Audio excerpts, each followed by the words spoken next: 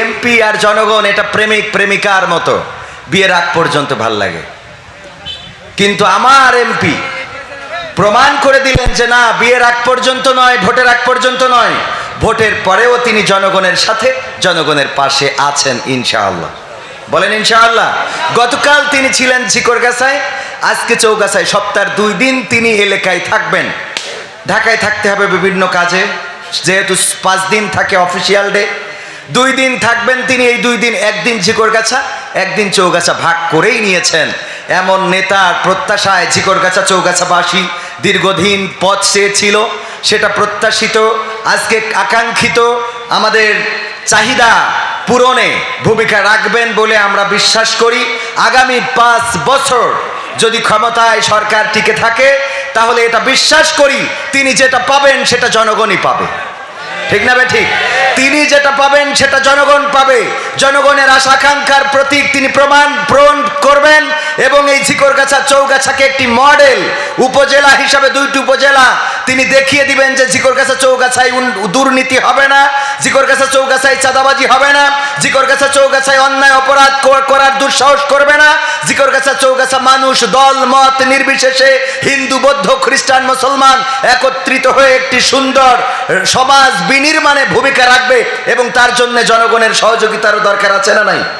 আমরা আমাদের এমপি মহোদয়ের হাতকে শক্তিশালী করব, আমরা তাকে কাজ করার সুযোগ করে দেব। রাতারাতি সবকিছু পরিবর্তন হয়ে যাবে না, সুতরাং আমরা সুযোগ দেব। এবং আমরা চাইব যে তিনি জনগণের সাথে, দেওয়া না দেওয়ার থেকে জনগণের সাথে এই সম্পর্কটা রাখতে পারলেই আশা করি যে তিনি জনগণের একজন জননন্দিত নেতা হিসাবে যেটা বিবেচিত হয়েছেন, এটা থেকে যাবেন। ওরে মরলে মানুষ দাম বাড়ে তার,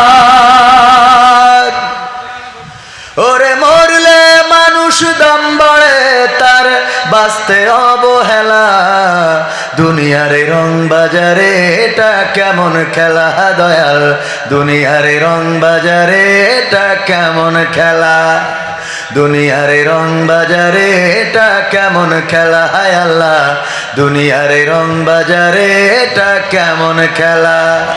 ওরে মরলে মানুষ দাম বাড়ে তার, মরলে মানুষ দাম বাড়ে তার, বাঁচতে অবহেলা দুনিয়ারে রং বাজারে এটা কেমন খেলা দয়াল, দুনিয়ারে রং বাজারে এটা কেমন খেলা, দুনিয়ারে রং বাজারে এটা কেমন খেলা দয়াল, দুনিয়ারে রং বাজারে এটা কেমন খেলা।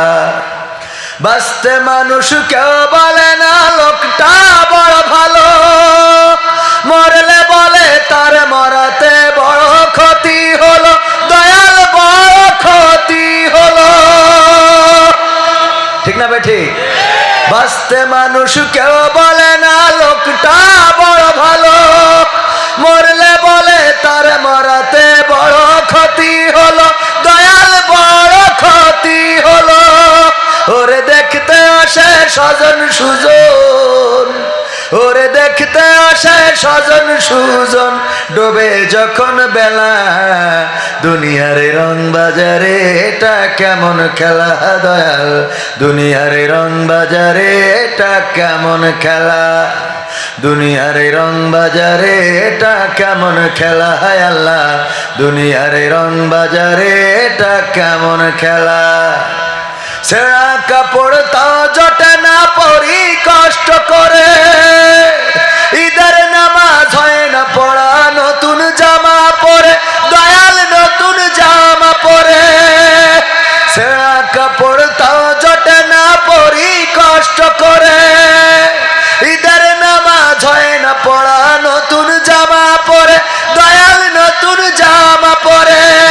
ওরে নতুন কাপড় জুটবে জানি,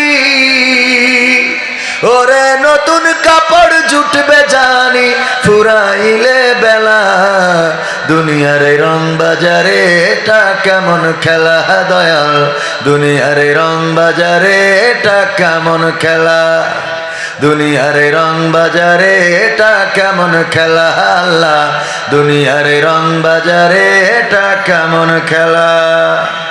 ভাঙা ঘরে দিন কেটে যাই বছর ঘুরে যুগ, এই জীবনে পাইলাম না তো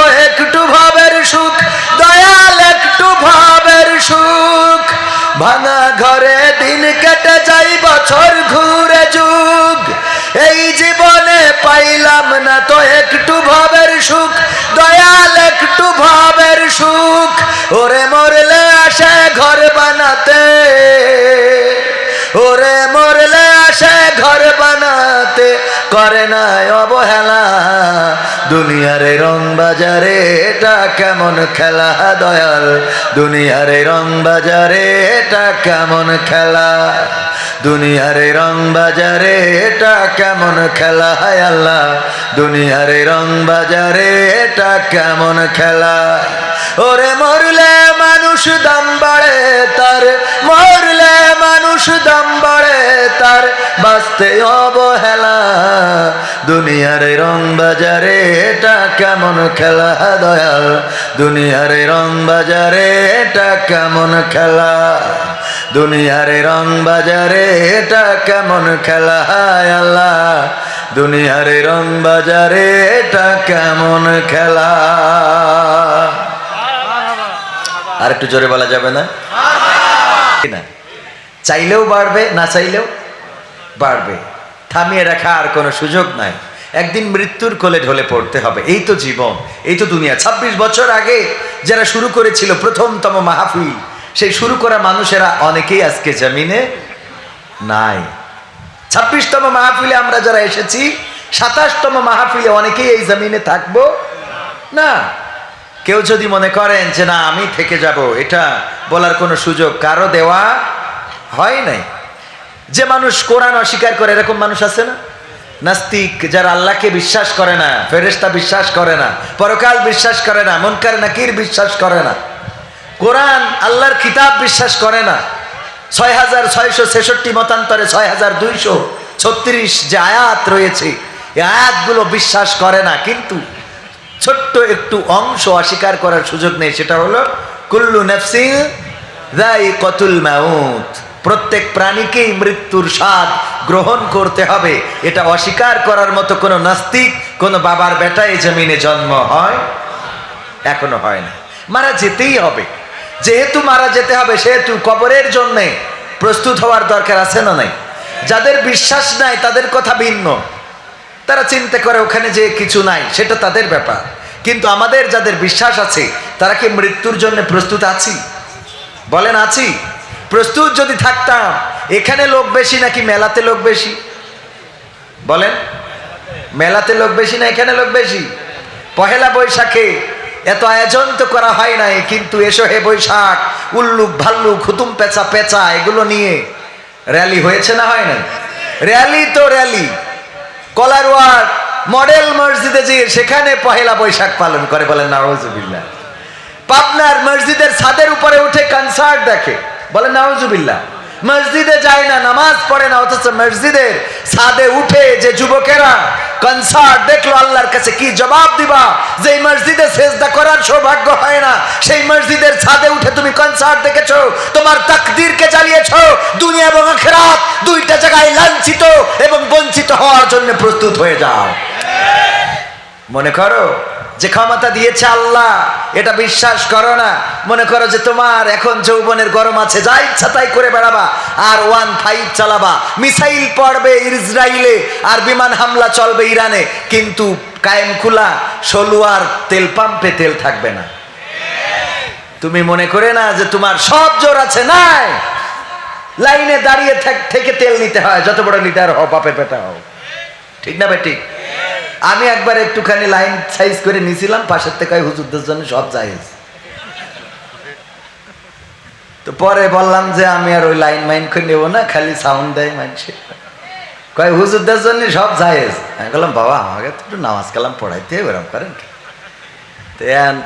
তারপরে আলহামদুলিল্লাহ, যেহেতু এখন আইন করে দিয়েছে, প্রাতিষ্ঠানিক সার্টিফিকেট কার্ড যদি থাকে তাহলে তাদের অগ্রাধিকার, সেই অগ্রাধিকারে হয়তো পাচ্ছি, জানি না যে অগ্রাধিকারটুকু কতদিন থাকবে।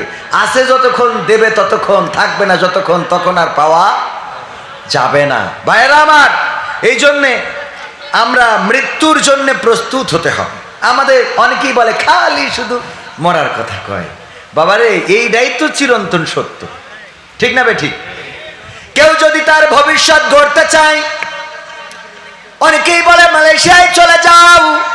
আমাদের জাহিদ ভাইকে দেখো কত টাকা ইনকাম করে, কত সুন্দর বাড়ি করেছে ষোলুয়া বাজারের উপরে, 3 তলা প্রাসাদ, ঘরের মধ্যে টাইলস করা, টয়লেটের মধ্যেও টাইলস করা, মুড়া দিলে পানি হয়, সুইচ দিলে ফ্যান ঘরে, কাপড় কাচার জন্য ওয়াশিং মেশিন, এয়ার কন্ডিশন সব লাগানো। যদি ভালো ভবিষ্যৎ গড়তে চাও প্রবাসে যাও। কিন্তু ভাইয়েরা আমার, এই মানুষটা আল্লাহ না করুন যদি মালয়েশিয়াতে মালাকুল মাউত চলে আসে আর জানটা নিয়ে যদি উড়াল দেয়, এত সুন্দর বাড়ি, টাইলস করা বাড়ি, এত সুন্দর বেড, তোশক, সোফা সেট, বলেন দেখি মালয়েশিয়া থেকে যদি কফিন বন্দি হয়ে লাশটা আসে, ওই লাশটাকে আর 3 তলার ছাদে উঠানো হবে নাকি? দোতলায়ও কি কেউ উঠাবে? কেউ আর ওই দোতলায়ও উঠাবে না, উঠাবে না। বরং আসার আগে কবর প্রস্তুত হয়ে যাবে, বাঁশঝাড়ের বাঁশগুলো কাটা হয়ে যাবে।